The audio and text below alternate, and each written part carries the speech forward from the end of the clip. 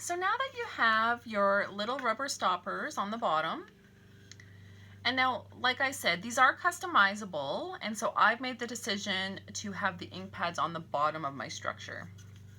So that's what those are. So I'm going to start building my structure. Now you'll notice here I have a label. So our fun Stampin' Up! Ink pads, they come with various labels on the back. So they're in all the languages in the countries in which we offer the products. What I've done is I put the English one on the front so that when these are in my storage unit, I know exactly which ink pad this is. Then I take another label and I stick it on the back so that it's on both sides, so no matter where this ink pad is sitting on my stamp table, I can easily find it. Then they have this solid label, which is intended to go on the inside of the ink pad. And then, of course, you're usually left with two extra. So what to do?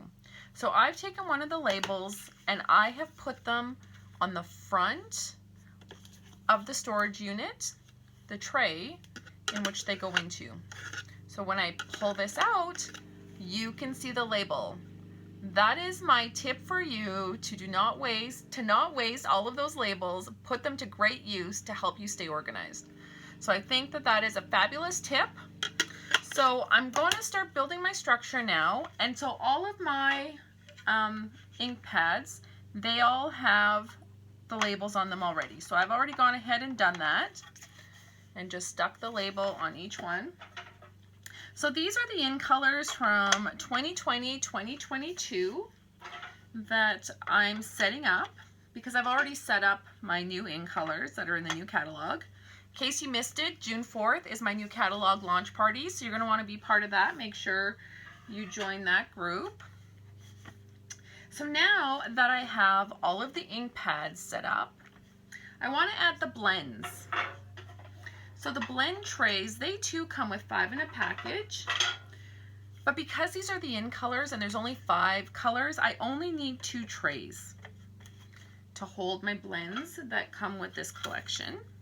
So I'm going to add 2 trays for the blends. And now for my topper, I actually have 2 choices.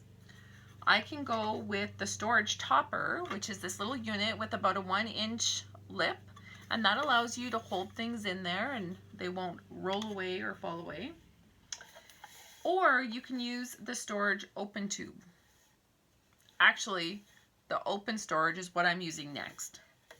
So I'm just going to tap that on there like so.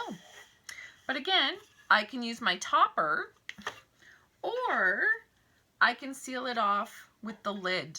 And I guess that was my other choice too, without just putting on the open storage. If I only wanted this many layers, I could have just put a lid on top and have that. Isn't that fun? So that's a great way to finish off your ink colors. But I have a lot of other stuff that I'm going to load in here, so I'll show you. I will have the open topper. And rather than closing it off with the lid at this point, which I do have some behind me that are set up in that manner, I'm not going to use the lid for this, and I am going to use the open topper, and you'll see why here in a moment. Whoops! As I'm making a crash bang. So there is a Stampin' Up! Logo on it, and that's how I know which one's going to go at the front.